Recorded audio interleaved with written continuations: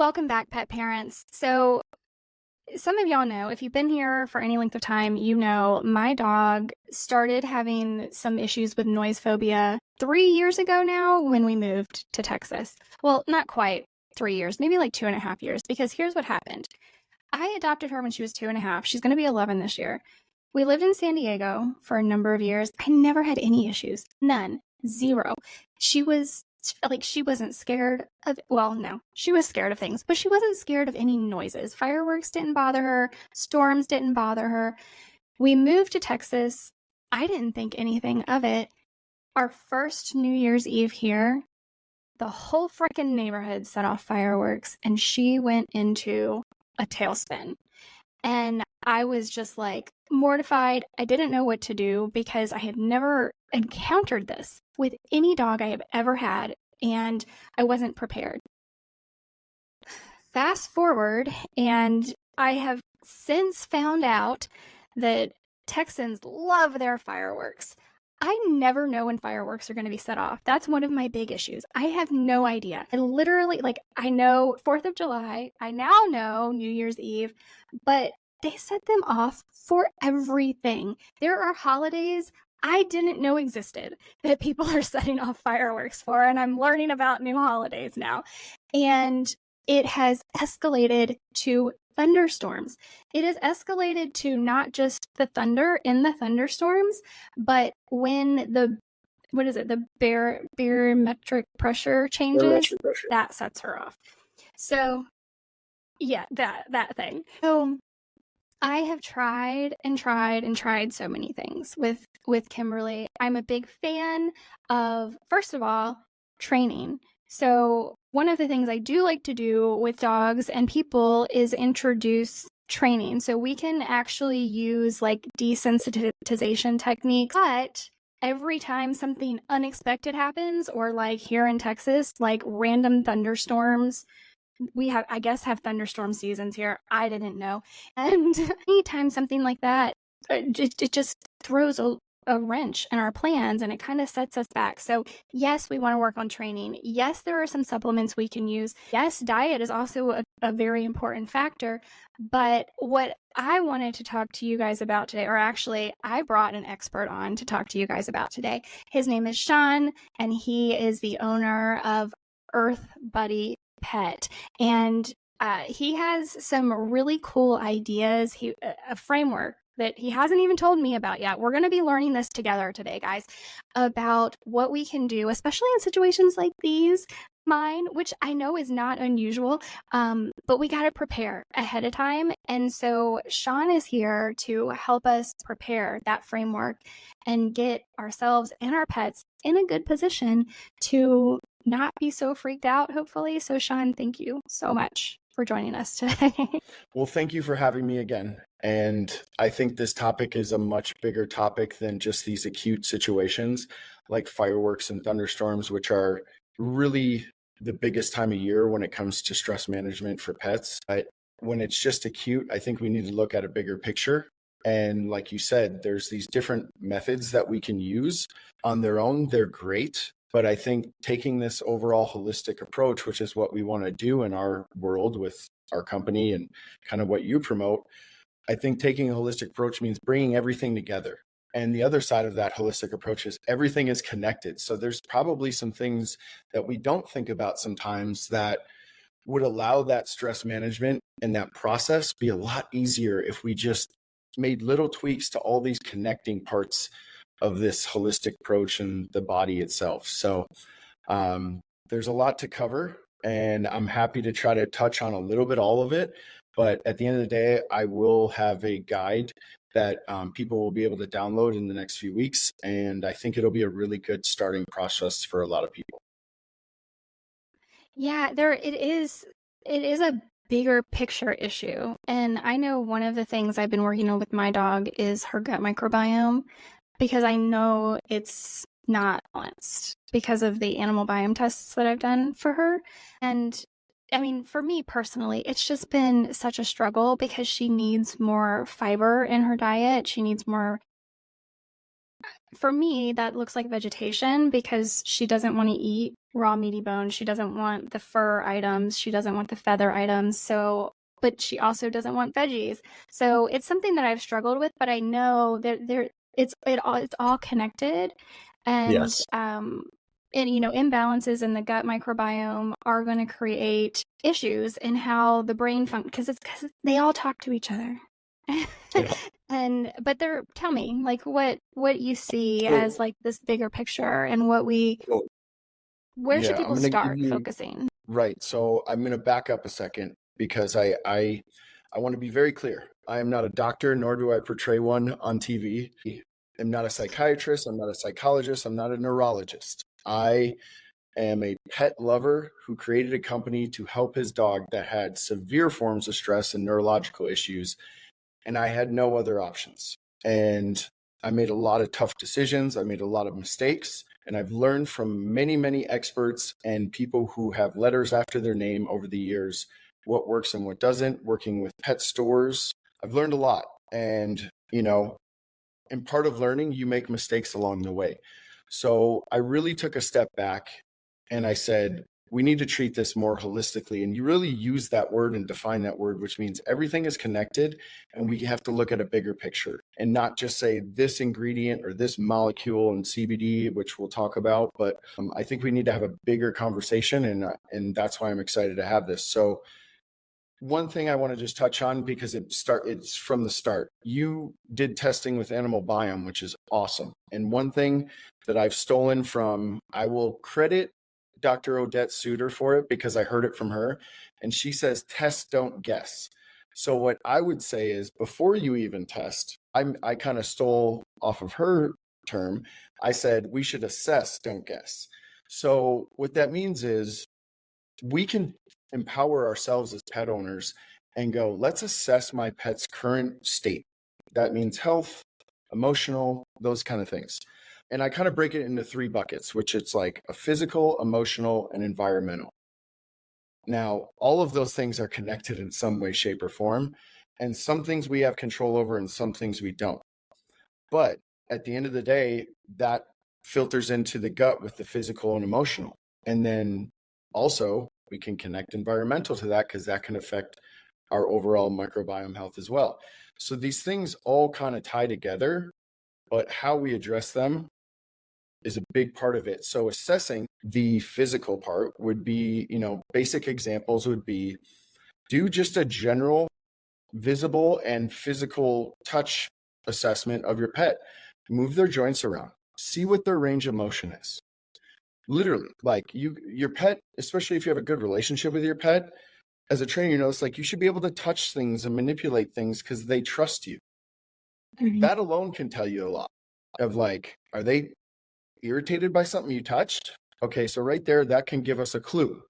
And these are all things that you can go to your vet when you're actually going to test, or you go to an Animal Biome, or you go do blood work. Basic blood work is like super helpful sometimes, especially when you have all the resources that we do in our community of just access to reaching out digitally and online. So this is really important. So physical, we can do the general joint health test. We can, touch ears, skin, and coat.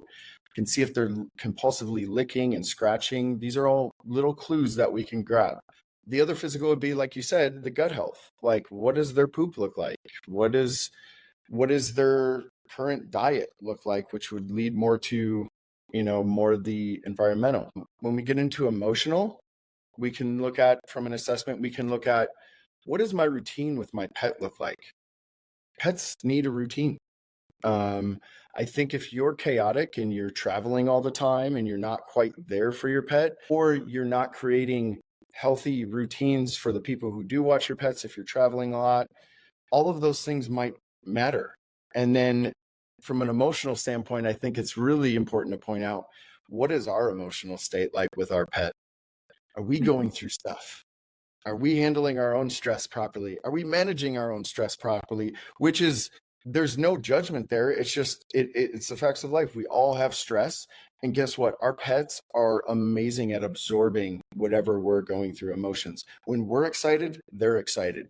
When we're down and we're sad, my gosh, I have so many stories of pets that I've grew up with and owned that would comfort me and also share in that sadness or emotional issue. So we have to be very open-minded to go, hey, maybe I'm causing some stress too, as part of our assessment. But then the emotional side is like, are we giving them enough activity?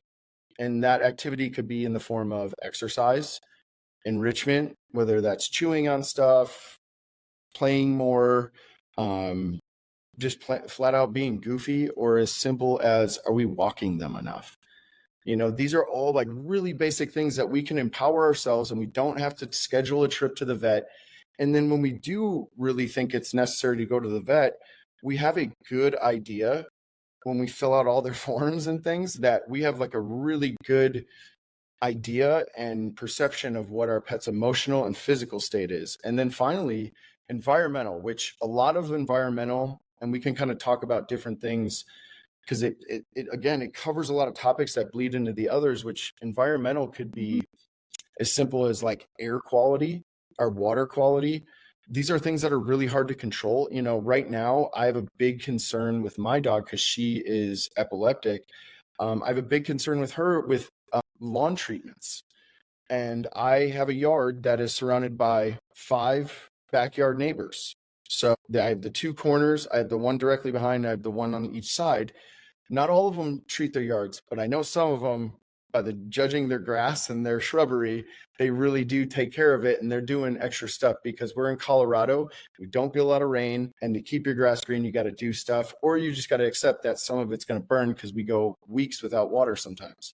So these are all things that I'm assessing right now personally with my own dog.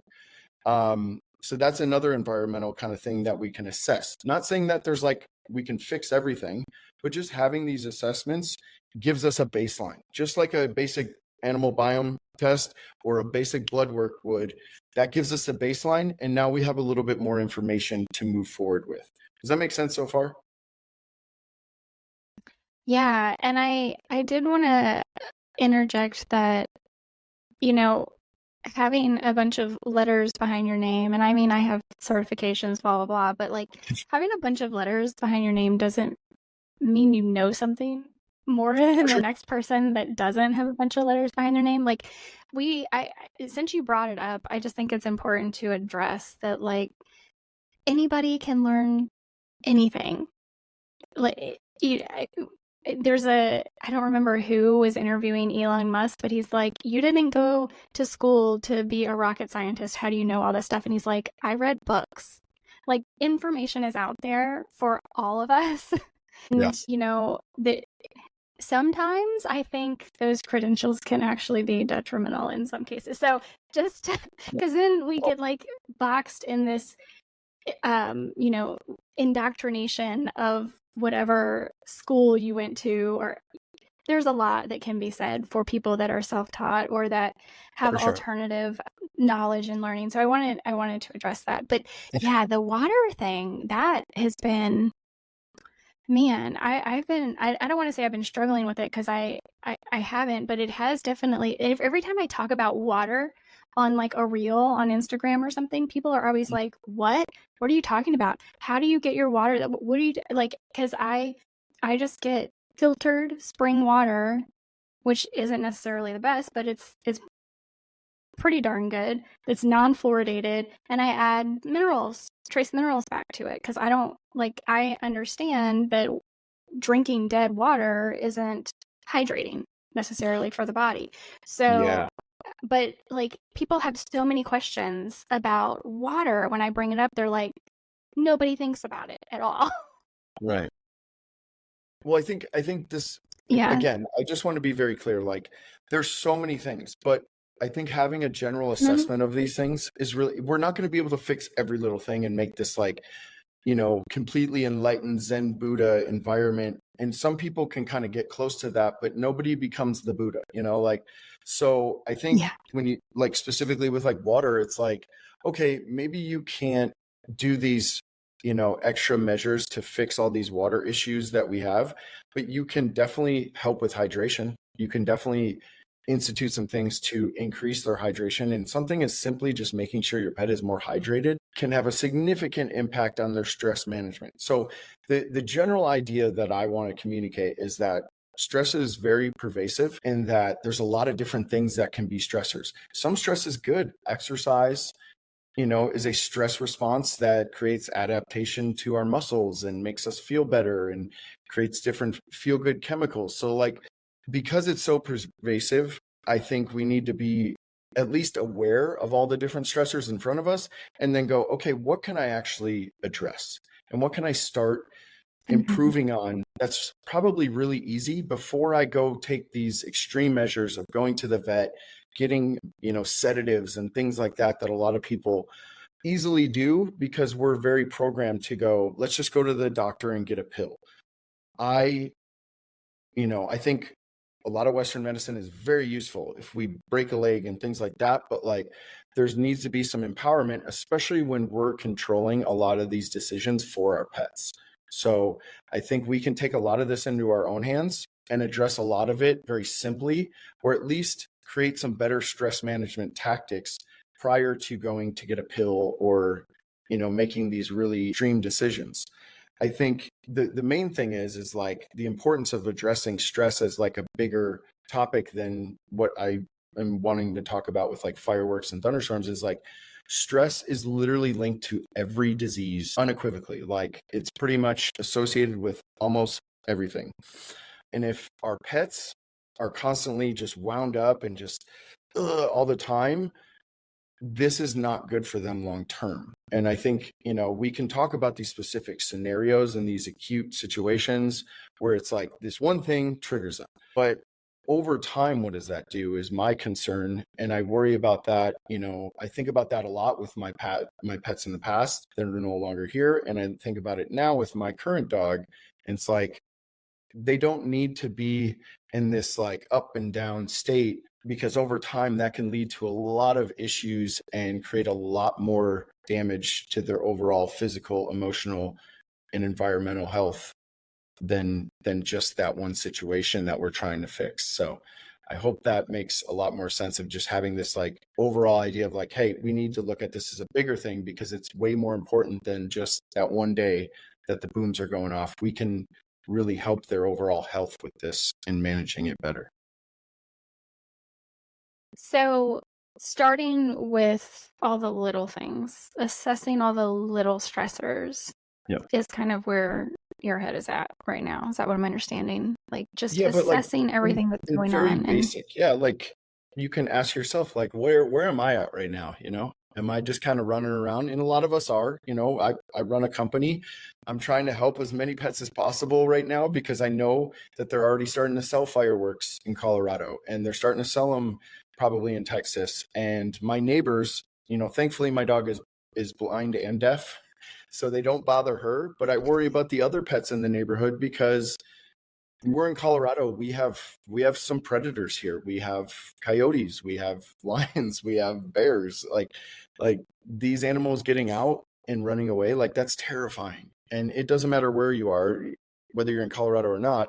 It's that's the last thing I want. And I know once my neighbors light them off starting this month in June, they won't stop lighting them off randomly and unexpectedly until about October every year. And I don't worry about it too much, but then I think about my neighbor's dog, my other neighbor's dog, my backyard neighbor's dogs. I'm okay. And then the other side is I think just basically having a better perception of how your pet is currently handling stress. So for an example would be maybe they're having some joint issues, but they're not really showing it. But they could also be just laying around all day, and they're laying around all day because they don't want to get up. So that makes them kind of bummed out because they probably see you get up and down, and they used to like to follow you in the kitchen and see what you're eating, see if you dropped anything. And now they can't, and they have to sit there and pout because they're not feeling well because their joints are achy. The other example would be separation. So when you leave for the day to go to work, maybe they aren't showing it quite as verbally, but you can see it, and you as a pet owner probably know this, like you can kind of tell, even if they're not verbally showing it, they're like, oh, are you really leaving me right now? And they're kind of like just a little bit more alert there. So like these little things, just paying attention to, it's just helpful to know, because I think sometimes, especially smaller dogs, you have a small dog, right? I do. And she's funny because she definitely lets you know she does not want you to leave. Sometimes she will sit right in front of the door so you can't open it. And when she wants to go with you, she will literally take her head and put it in the basket where her leash is and then look up at you. And she is so expressive. I oh my God, I love that though. Like it's so true that they have souls, and they're such individual personalities. And I think it's easy for us to just kind of broad stroke, sizes and breeds and stuff. And it's just like, no, they're all their own beings and their own little individuals, just like us. And we have our own things that bother us for no reason. We can't explain why. And I think those are like, just being aware of that alone is like a good starting point, and going, this is a little being. And they have things that, especially if they're rescues, it's like, I don't know what their trauma was. All of my dogs have been rescues for the past 20 years. I don't know what any of their traumas were, but they definitely had them. And it's like, I could figure out what bothers them and what like causes, more stress. But at the end of the day, I just have to be aware of that and kind of understand that and start doing things to help manage that stress. We're never going to cure stress. Like there's no cure for it. It's always going to be there. What I bring up the little dogs for is like, a lot of times some of these pets are so stoic, cats and dogs are so stoic. They will avoid showing you kind of extreme emotions sometimes. And what we don't realize is their RPMs could be running way higher naturally. And we're just so used to it because we're with them every day and all the time that we think that's just their default state, when in reality is like they're just always high alert, and they're running their cortisol levels up and just constantly wound up. So when the stress does come, it is like that extreme explosion where you have the fireworks go off, they take off, or they hurt themselves trying to jump out a window, which I've heard countless stories recently about. So we have to take into account just doing these general assessments and just really understanding our pet's emotional state and physical state and how all these things kind of bleed in. And then once we can do that, we can go, okay, let's start creating better habits, better routines, and maybe even incorporating things nutritionally or supplementally that can help. But I think having a bigger conversation about it is so much better than what a lot of times that we have pet owners come to us for is like, I'm freaking out. My dog is freaking out. I need your stuff right now. And it's like, I want to help you, but we need a better plan than just throwing a bunch of CBD or CBG or other things that we make at it. I want to use it more holistically, because that is the foundation of what we do, is like, we want to address the whole body. And yes, we can help. But if your pet is on level 5,000, they're probably not going to want to take my oil or my cookie, and we're going to have a hard time. And we probably should have been taking some steps prior than you using a ton of CBD from doesn't matter who and expecting magic. And I think that's why this conversation is so important, because it's a more of a lifestyle thing. And I think we can help a lot with it as the owners of these pets. Yeah. So one of the things you brought up was cortisol, and that is definitely, I remember okay, we're getting ready to get a new Forever Dog Life book, but the original Forever Dog book, Rodney and Karen were talking about these constant, like, elevated cortisol levels have been shown to actually reduce lifespan. Certainly, we can say quality of life, right? But to actually reduce lifespan, I think that is a really interesting thing to bring up as well, to kind of put in people's brains as like, it's not just we want them to feel better. We want them to be more comfortable, more confident. Another thing I do like to tell people is to use positive reinforcement training every day. If it's 5-10 minutes, it doesn't matter. We're building confidence with our dog when we do that. And helping to build confidence can make them feel better about themselves and understand that they can make good decisions on their own. They don't have to rely on us for everything, blah, blah, blah.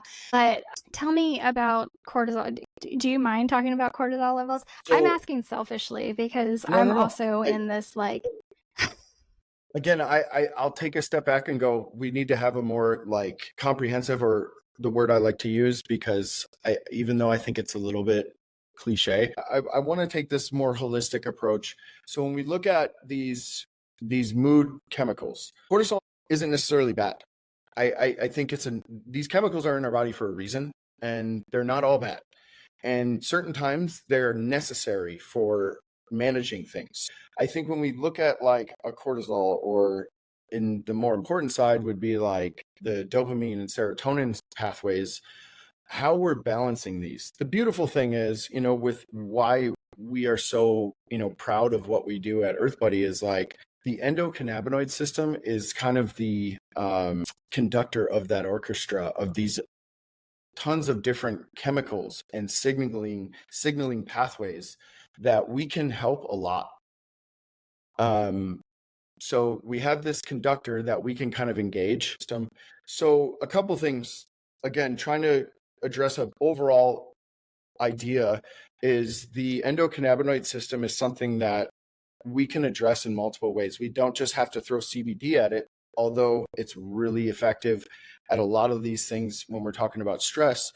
But what we can do is we can start looking at the diet. We can look at our current diet and how our pet's actually doing. Whether it's the greatest raw food and all the greatest supplements, our pet just might not be responding to it. And so we sometimes try to force things into, a circle, into a square peg, however the saying goes, if I just butchered it. But like, we try to force things sometimes, and because we know it's good, we know it's better than kind of the status quo, but sometimes our pet, being this individual, might not be the best case. This is one of the reasons why we did a lot of work on creating different formulations, different cannabinoids, because saying that this one thing is going to do all these things, maybe, but not for every pet in the world, because they're so individualized. So everybody has their own endocannabinoid system, and that system balances and signals chemical pathways. Does that make sense so far? Okay. So one thing that we have to think about too is that the gut is our second brain. They talk about the gut-brain axis, but the gut actually, there's so much to this. You can look at it as a second brain because it does things completely autonomously than our brain sometimes, that, we can talk about the enteric nervous system and how it's made up of neurons that are found in the gut. And then 80% of our immune system is in the gut. 90% of our serotonin is produced in the guts. These are different factors that we can take into account and go, okay, where can I address the easiest? And I think we can look at the diet and just generally assess their diet. And how are they responding? Are they still itchy and scratchy even though we're feeding a better food? Are we doing, are we looking at their poop regularly? Because it does change. Our gut microbiome changes throughout the day based on what we eat. And then we have to factor in environmental. What can that do in conjunction with the diet? So I think it's important that when we look at these different chemicals, we can balance them, but we have to do it with things that we can actually control if we're trying to avoid having to go really deep into really expensive testing and really costly drugs and treatments. We can kind of address this when they're still relatively healthy, and we can attack it very naturally. And just means like simply just assessing their skin, coat, teeth, demeanor, physical health. I think these little basic assessments will give us a better path forward. And then, we can manage that cortisol. But here's the thing. I think having good stress management techniques as a trainer, like this, is so important. I think using something like CBD in conjunction with these desensitization techniques would be amazing. For instance, like obedience training, if they're super reactive to dogs, I think you can do that in a very controlled setting while taking a CBD, or even some of our other formulations that have like CBG, which is less sedative. And you can use that as a tool to do those, reactive training exercises. And you can do it very like gently. The example I use for a lot of people that have with their pet that has issues with travel in the car. And I had a little guy named Tito that was just, he hated the car. And so what I started doing with him, to your point with like, just slightly stressing it, is I know that he's going to be stressed when I go to the car regardless. So how do I start desensitizing him to that? So the way I started doing it with Tito was I started pretend leaving with him and getting him in the car, and I wouldn't even go anywhere. And so I tell a lot of parents, I'm like, have a routine when you leave with them in the car where you give them our CBD oil or our treat 30 to 45 minutes out, and you get in the car and you just sit in the car with them for like 5 minutes, and then you get back out and go back inside. And do that a couple times over the weekend. And over time, we're building a healthier association with it. And it's like something so simple that we can take 10, 15 minutes out of our day to do, and start using our product as a tool rather than looking at it as like, we're going to just cure the stress and knock them out in the car, or going the pharmaceutical route and having to rely on a like really heavy sedative, which is always, it's a bummer, but I get why people have to do it, because their pet will be a problem for the people around them and for their own safety. So I get why people go to that, but we can create better routines and better habits in conjunction with training and supplementing. I think there's a better way to do this. And so I think when we talk about fireworks and thunderstorms, we can't predict that. But what we can start doing is, like you said, we can start playing the music and or playing the sounds. They're not the same all the time for every pet, and it's not going to have the same effect. But maybe just having a more like heavier dose of exercise during these months of June and July. We're just creating a more higher intensity exercise. Maybe we're taking them out and playing with them more. We're giving them more enrichment toys to kind of lick and kind of soothe themselves more frequently. I think all these things leading up to that. So when the booms do go off, then we can't control, we have a better opportunity to have them a little bit more relaxed. Okay. So what I heard you talking about, what I heard you talking about was more exercise, more enrichment, especially like the licking and the chewing, because I know licking and chewing are very calming activities for dogs. So when we come to these like little basic things that we can kind of kick up, knowing that we have no ability to predict fireworks, whether we can do a little bit, but in Colorado, sometimes we get storms that just come over the mountain, and it's just like, oh no, that's getting here really fast. I don't know if my CBD is going to kick in. So it's like, it's hard to predict a lot of these things. So I think just having general habits of like, okay, I hear them starting to, I know they're home now, and I know that's the house that lights off the fireworks. Maybe start incorporating the lick mat a little bit earlier, and maybe having the CBD on that lick mat. So like little things that we know, because here's what I tell every pet parent with our products. It's like, we are not gospel about our dosage. We're not like saying this is the only dosage that your pet needs. What we say is, you know your pet better than us. So here's a really safe starting point to start with our products. But then now we're going to really expand on that and really push the fact that we should be incorporating enrichment toys. Like lick mats are like a lifesaver in my house for my dog with her neurological issues. So I have to have those ready. I have frozen anchovies on a lick mat in my freezer ready, because I know the value of what they do for her. The other things are like just the exercise and just increasing that amount of exercise in the summer. So then maybe they're just a little bit more tired when it is starting to become, sundown, and you start hearing the loud booms, that maybe they're just like, you know what, I'm exhausted. I've worked hard today.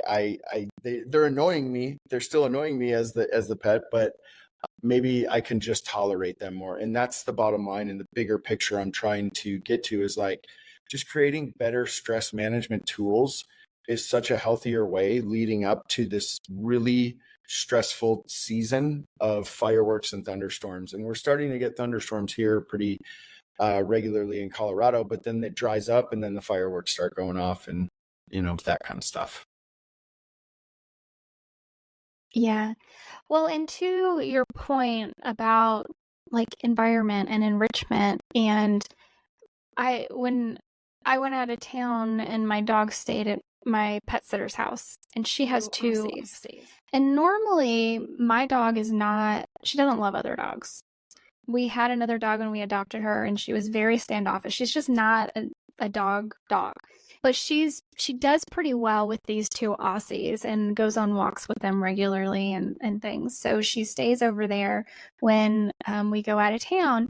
And there was a terrible thunderstorm, millions of dollars of damage thunderstorm that came through during that week.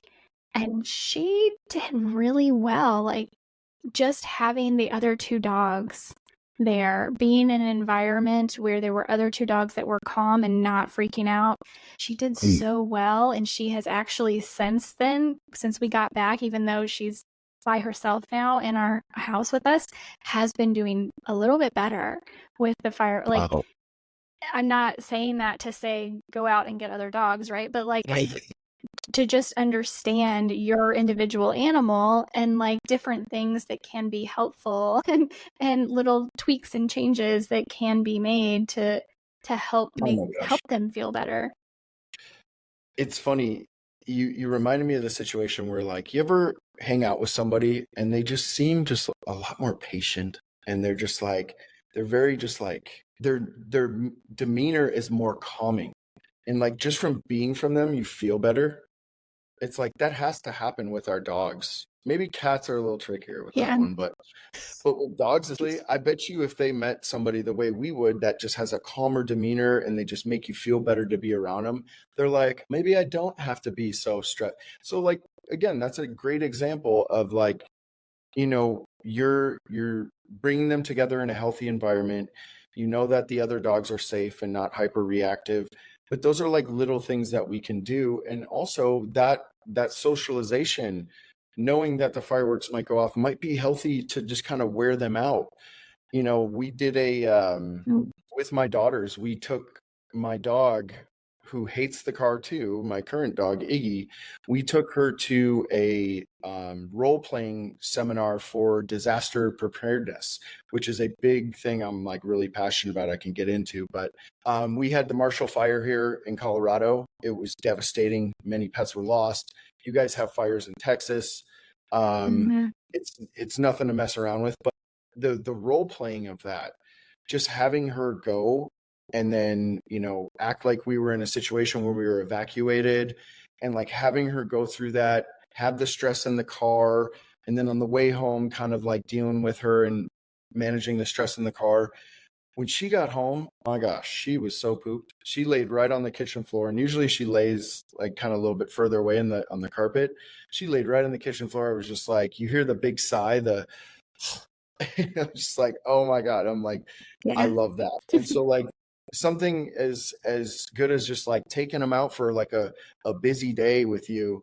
And yeah, you might have to deal with the car stress or the little stressors, but guess what? When they get home and those booms go off, they're like, I'm so exhausted from all the things we did. And it's just like us. It's like, you have a Saturday, you're going to do the yard work, you're going to do all your shopping, you're going to run all the errands.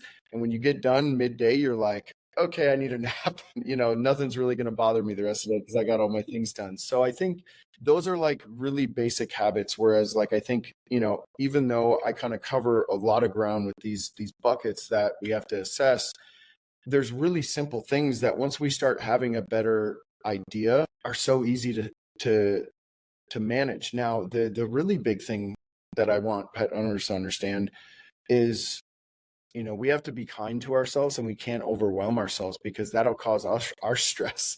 So we do this assessment and we're like, oh my God, there's so many things wrong. We have to be nice to ourselves. We have to be patient with ourselves and go, what can I address immediately? What can I do tomorrow? What can I start working on in a couple of weeks? What is like something cheap that I can do right now? And then what do I have to, maybe budget for in the long term? But just having that kind of attitude of like, I don't have to do everything at once is really important, especially with these really severe neurological issues in pets, I think the default is to, oh my God, I got to change the diet, I got to change the lifestyle, I got to change all the supplements, I got to take them off everything they're on. And what happens a lot of times is it actually, exacerbates the problem. And I've done this in other ways with my own pets, where you panic and you want to do everything because we know so much about holistic healing and health and all these things. But I think we have to just be kind with ourselves and go, what can I do that's really simple right away? One foot in front of the other. And I think the value of doing this now and going into June and then July, I think if we can have just little baby steps leading up to the fireworks time, the heart of the fireworks time, I should say, I think we can be in a much better place by the time July 4th and then the weeks after that they keep lighting them off. We can be in such a better place in a month. But rather than trying to like reinvent the whole routine and situation for our pet. Does that help? Yeah, I think so. And it is, like you were saying, it is a much more holistic approach. Though having something extra that we can add in those times of stressors can still be helpful. Yep. And I would imagine for you that's probably like a full spectrum CBD product in that moment. What is your go-to?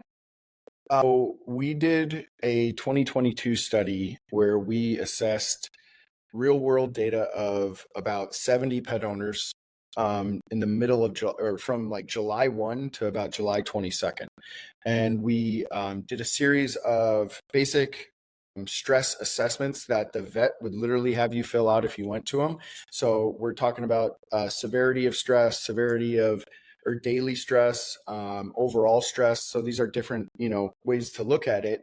And every day we message these pet parents, and what we saw and what we were trying to figure out is like, does it work right away for every pet? Yes, it did for some, but not all of them. But what we wanted to see is like over time, if you can use a low to moderate dose consistently, and when the big stressor comes, you can increase that dosage of our product just a little bit, just a little bit. We saw almost a 30% decrease in overall stress in all of the pets. 90% of the 70 pet owners said that it was overall effective at using a low to moderate dose. And this is in 3 different forms. They had the option of an edible form in our treats. They had the regular full spectrum oil, which we have different size bottles of the same strength. And then we had our Quick Calm, which is a completely different product than the other two in terms of the form that is used. And across the board, we got unbelievable data. And the whole goal was to see, like, can you get a low to moderate dose and still see a response? Because when it comes to the specific product in terms of calming, our whole goal is being a natural plant extract in a product is to have minimal effective dose. It is not more is better. And it's not we take the drug philosophy often and go, I give them the thing and it acts on the specific thing right away.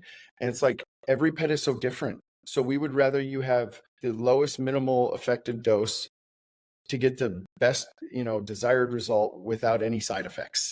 And so that's the whole idea behind a natural product and the way we look at dosage. So what we found is these low to moderate doses daily, and then just increasing it a little bit if you can, 30 to 45 minutes before things that are, specific to your pet's stress.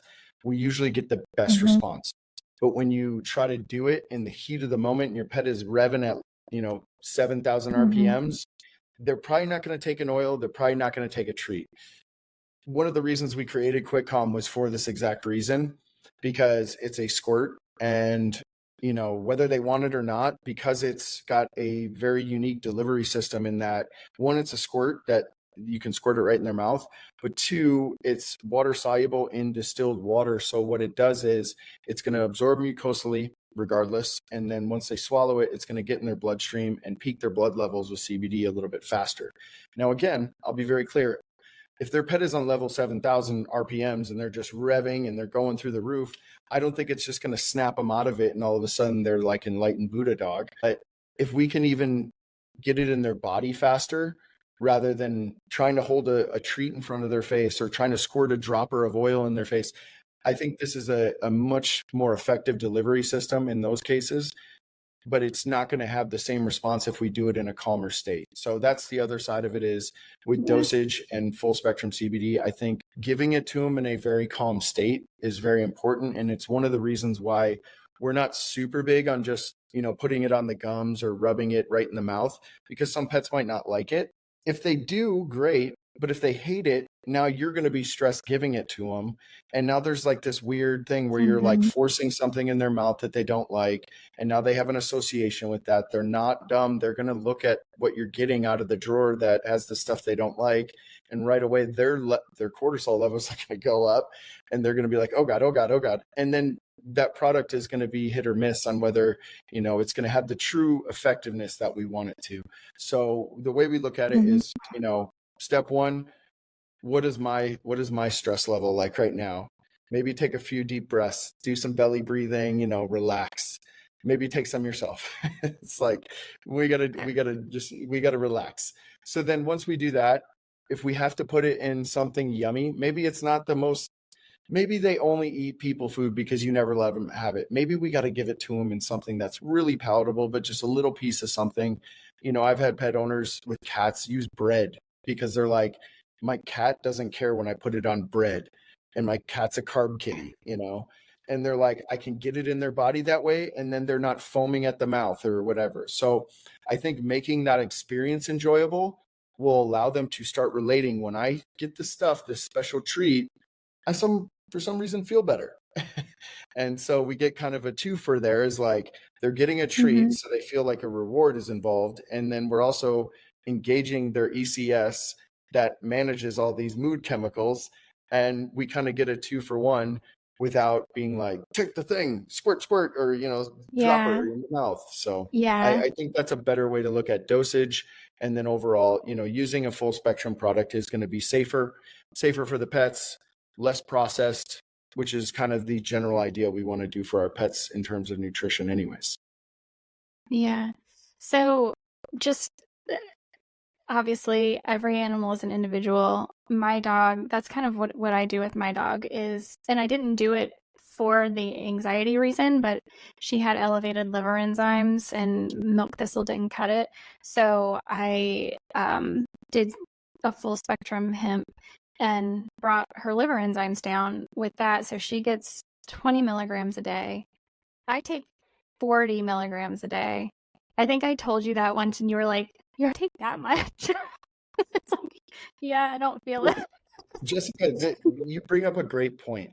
So your dog is how much in weight? She's about 14 pounds. Okay.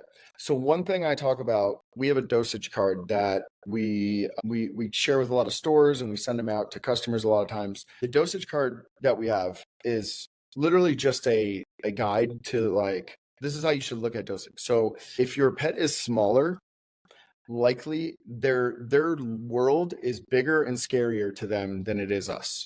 So naturally, they're just going to be a little bit more stressed. So yes, I know a lot of pet owners with Chihuahuas and smaller dogs, the small breed dogs, that are just generally more stressed. So yeah, they might need a bigger dose. The other side is they might metabolize it faster because they're leaner, their digestive tract is faster. And then you take the other side of it, think about if you're super overweight. If your pet is overweight, you might need to use more because you're metabolizing it slower and it might stay in the body longer. So you might have to use more because you metabolize things slower, and you do not move things along as fast because you are overweight. These all are factors that we can look at with our pets. So it's so funny you bring up that you have a little dog that has a pretty decent sized dose, and then you're like, I do this dose and I barely feel it. Whereas like I'm a lightweight and I can get a great benefit off of like 10 to 15 milligrams. I also think the administration and the formulation is a big part of it. And I think one of the reasons why we have such a extensive line of different administrations of product and formulations is we are flat out saying, we don't know what's going to be best for your pet, but we have some ideas of what this has worked best for based on the scientific data available and what we've heard back from humans and pets using this for? And then we kind of go that route and go, this is what we would gear it towards. But I've had customers that literally come to me and go, we have a CBG product that has a little bit of CBD in it. And they said it's amazing for their dog that has achy joints. And I was usually recommending that for older, more gut issue dogs. So it really depends on the pet and the individual. And I think I love that you're like, I'm using this because this is what I figured out for my pet, but that doesn't mean every pet owner has to do that. My sister has Chihuahuas. She's like a Chihuahua hoarder, and they're really tiny. Shout out Savannah. They're really tiny and none of them have teeth. And so, she could take one drop and either rub it on their gums, or she can just crumble our treats and give them little pieces, and they totally chill out. But they're Chihuahuas, so they're always just like, and they're like, any new people, I have to bark at you or bite your ankles when you run away, no matter what. Just figuring out what's best for her pets is going to be different than yours, different than mine.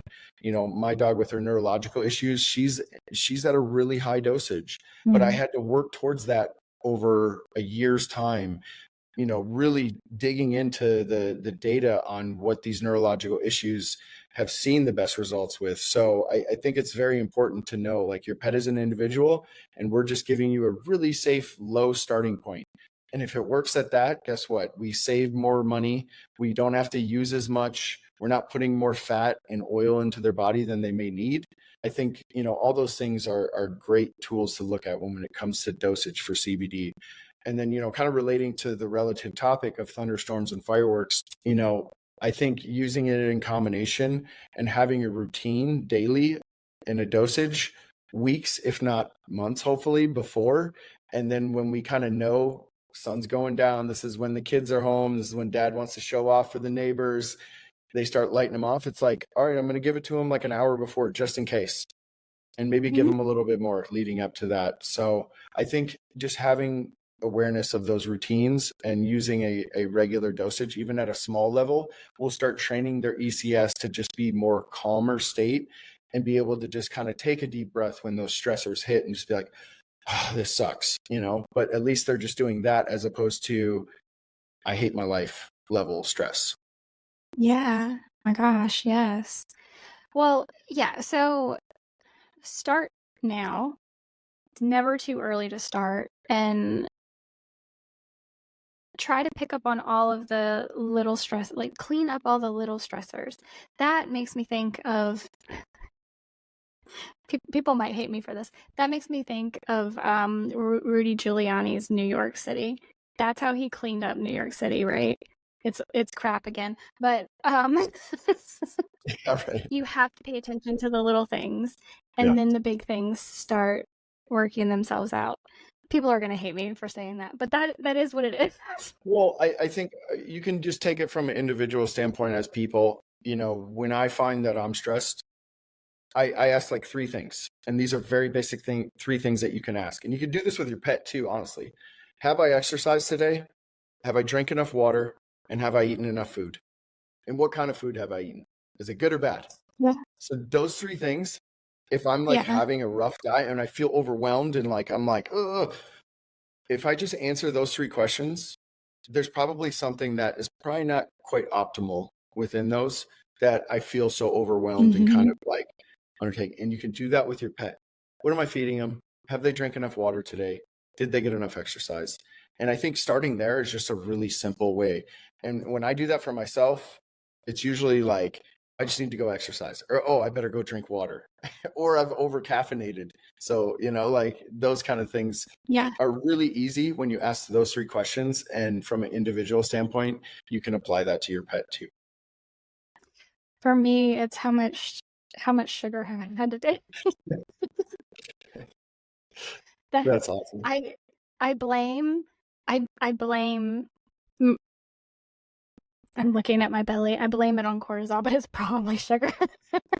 Well, I mean, think about if you're overeating highly processed, highly palatable foods over and over, that makes you want to eat more of them. Like there's data on that. And we can argue about the more highly processed pet foods too doing the same thing.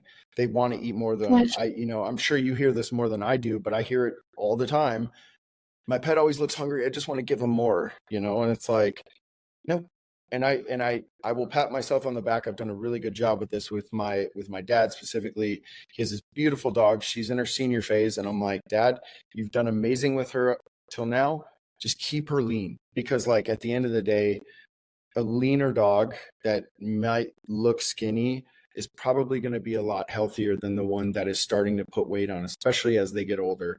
And this is the same for us. A really simple thing is like, are you eating more processed food? Are you eating more than you're expending in terms of energy? A lot of times, if you can just pick that out, you can start helping a lot of these different mood balancing chemicals. And same with our pets. So, giving them the exercise they need versus how much they're eating versus, the enrichment that we give them. So I think these, rounding it out back to like the environment, emotional, physical, we can address those things. And I like the did I drink water? Did I eat enough? And did I exercise? Yeah, no, it works for all of us. I like that a lot.